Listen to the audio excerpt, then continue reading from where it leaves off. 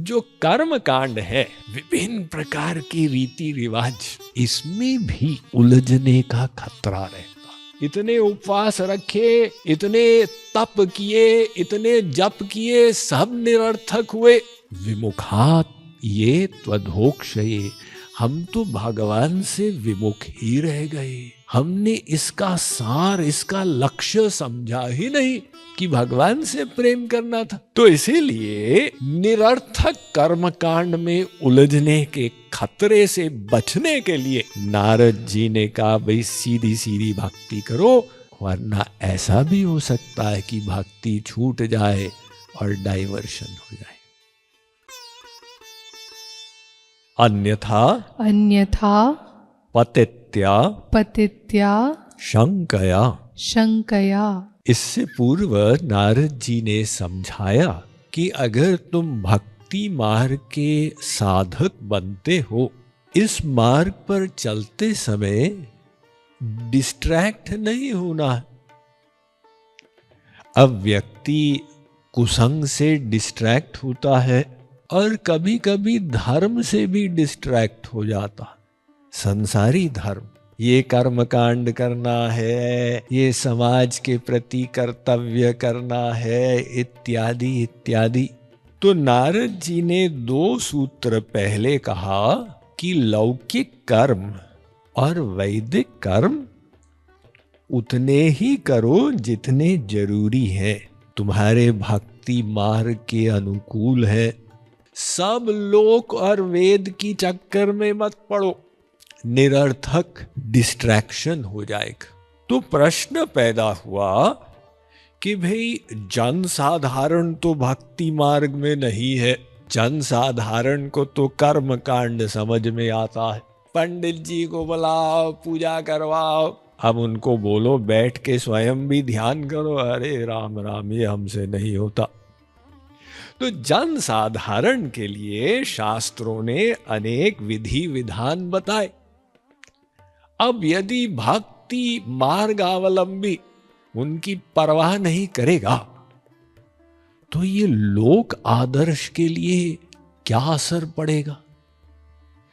तो इसीलिए भले हमारे लिए अब कर्मकांड आवश्यक नहीं, हम तो भगवान की भक्ति कर रहे हैं, वृक्ष के जड़ पर पानी डाल रहे हैं, इसलिए हर पत्ते पर डालने की आवश्यकता नहीं है। लेकिन कुछ लोग कहते हैं भी लोक आदर्श के लिए कर्मकांड भी कर लो। नारद जी का मत था लोक आदर्श, शास्त्र रक्षा, ये जीव कल्याण, ये सब बातें बाद में सोचना, अभी केवल अपना कल्याण सोचो। बात अपने मार्ग में अपनी भक्ति को सिद्ध करो, तुम सारे संसार का कल्याण करने चले हो। अब ये बात अलग है कि अपने कल्याण में आप भक्ति के साथ गुरु की सेवा भी करोगे, और गुरु तो जीव कल्याण में लगे, तो आपका कार्य ऑटोमेटिक जीव परोपकार के लिए उसके हित में समर्पित हो जाता।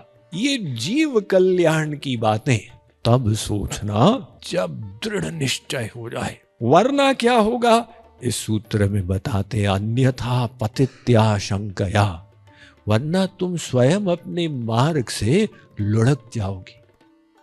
क्योंकि भूलो मत, तुम मायाधीन जीव हो, तुम्हारा माइक मन है और माइक बुद्धि है। वो माइक मन संसार में रस खोजता है और वो करता लगत रस है रसगुल्ले का।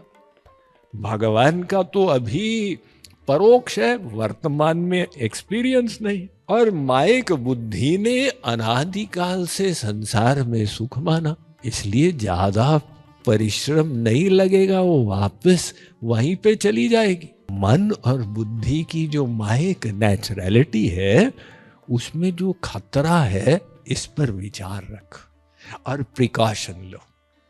इसलिए हर जगह एक अधिकारित्व होता है। ऐसे नहीं कि उन्होंने किया तो हम भी करें, तुम सोचो भाई तुम कौन सी कक्षा के हो। अब अकबर ने बीरबल से कहा मुझे गायत्री मंत्र सिखा दो। बीरबल ने कहा हुजूर उसका अधिकारित्व होता है, ऐसे थोड़ी कि कोई भी अपना ओम भूर्भुवः स्वः बोलते जाए। अकबर ने कहा ऐसी बात बना रहे हो, बहाने बना रहे हो। बीरबल ने कहा हुजूर आप कल मेरे घर आना। अकबर ने सोचा कि घर जाके सिखाया जाएगा। अगले दिन वो पहुंचा बीरबल के घर। अब बैठा वहां पे, बीरबल ने अपने नौकर को कहा बादशाह सलामत को झापड़ लगाओ। अकबर ने कहा क्या? बीरबल ने कहा नौकर से मैं बोल रहा हूं, बादशाह अकबर को एक चांटा लगाओ। नौकर अवाक, अरे भाई हिंदुस्तान के बादशाह को हम झापड़ लगाए। अकबर को गुस्सा आ गया, ये क्या गुस्ताखी है। अकबर ने नौकर से कहा बीरबल को झापड़ लगाओ। अब तो नौकर ने निसंकोच बीरबल को लगा दिया गाल पर। तो बीरबल ने कहा हुजूर मैंने भी उसको आज्ञा दी, उसने पालन किया नहीं, आपने दी तुरंत पालन कर लिया। क्यों? क्योंकि मुझे अधिकार नहीं था ऐसी आज्ञा देने का, आपको अधिकार था। नारद जी कहते हैं अभी क्या तुम अधिकारी हो कि हम तो जीव कल्याण करेंगे? उनका मत है, बाकी आचार्यों के अन्य मत हो सकते हैं। नारद जी का मत है भाई अपनी भक्ति को सिद्ध करो। अब ये बड़े बड़े लोगों की पास ऐसी शक्ति होती है, चंदन विष व्यापै नहीं लिपटे रहत भुजंग। प्रहलाद महाराज राज्य किए और भक्ति भी किए साथ ही साथ, और एक मनवंतर तक राज्य किए। इतना बड़ा लौकिक कर्म, लेकिन उनके पास ऐसी शक्ति थी। तो जो कर्म कांड है, विभिन्न प्रकार के रीति रिवाज, इसमें भी उलझने का खतरा रहता। मथुरा के चौबों का आख्यान आता है ना श्री कृष्ण लीला में, भागवत में। ये चौबे लोग कर्मकांडी पंडित थे। तो श्री कृष्ण को एक दिन लीला करनी थी। अब वो सुबह सुबह जल्दी निकल गए। यशोदा मैया को समय नहीं मिला नाश्ता बांधने का। सखाओं के साथ वन में गए, वहां पर हल्ला करने लगे आज तो मैं बहुत भूखा हूं, भोजन की व्यवस्था करो। सखाओं ने कहा कहां से करें? तो इन्होंने कहा श्री कृष्ण ने कि यहाँ पर विद्वान रहते हैं, चतुर्वेदी पंडित, उनको जाके बोलो कृष्ण बलराम भूखे हैं। तो सखा लोग गए, ब्राह्मण लोग यज्ञ कर रहे थे। विष्णोराराटमसि विष्णोः स्नप्त्रेस्थो विष्णोः स्यूरसि विष्णोर्ध्रुवोऽसि वैष्णवमसि विष्णवे त्वा इदं विष्णवे नमः स्वाहा। सखाओं ने कहा महाराज कुछ भोजन मिलेगा? हमारे दो मित्र कृष्ण और बलराम भूखे। ब्राह्मण ने उनको ठुकरा दिया, है डिस्टर्ब मत करो, यज्ञ हो जाए बाद में अवशिष्ट मिल जाएगा।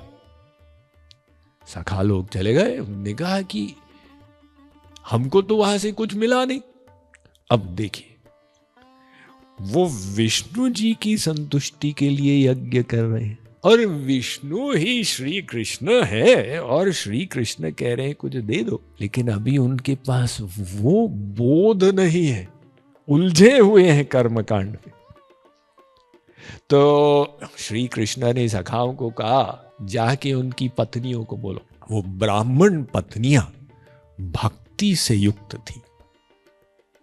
बहुत दिनों से उन्होंने श्री कृष्ण का गुणगान सुना था।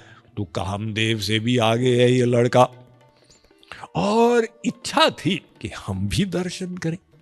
तो सखाओं ने जब जाके बताया, जो उनके पास पकवान तैयार थे उसको लेकर भागी और अपने मन की संतुष्टि अनुसार श्री कृष्ण को भोजन कराया। बाद में श्री कृष्ण ने ब्राह्मणों को बोध कराया।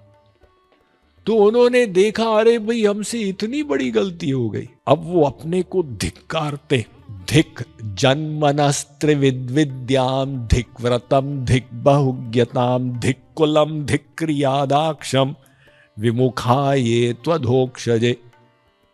भागवत के 10वें स्कंद का श्लोक है। कहते हैं हमारे जन्म को धिक्कार है, चतुर्वेदी ब्राह्मण बोल रहे, क्यों? अरे हमने जो वेद त्रयी का ज्ञान प्राप्त किया वो बेकार चला गया। इतने उपवास रखे, इतने तप किए, इतने जप किए, सब निरर्थक हुए। विमुखात ये त्वधोक्षये, हम तो भगवान से विमुख ही रह गए। हमने इसका सार, इसका लक्ष्य समझा ही नहीं कि भगवान से प्रेम करना था। तो अपने को धिक्कारे और फिर कहते नहीं, अहो अयम धन्यतमा, हम तो धन्य हैं, बड़ी कृपा है भगवान की। अरे अभी पिछले श्लोक में धिक्कार रहे थे, अब कह रहे हो बड़ी कृपा। ये शाम नस्तादृशी स्त्रियः, हमको ऐसी पत्नियां मिली कि उन्होंने हमारी आंखें खोल दी। अर्थात वो जो पत्नियां थी, नासान द्विजाति संस्कारो न निवासो गुरावपी न तपो न आत्ममीमांसा न शौचम न क्रिया शुभा, उन्होंने किसी प्रकार का कर्मकांड नहीं किया, फिर भी वहां पहुंच गई जहां हमारे फरिश्ते वो भी नहीं पहुंचे। भगवान से प्रेम हो गया।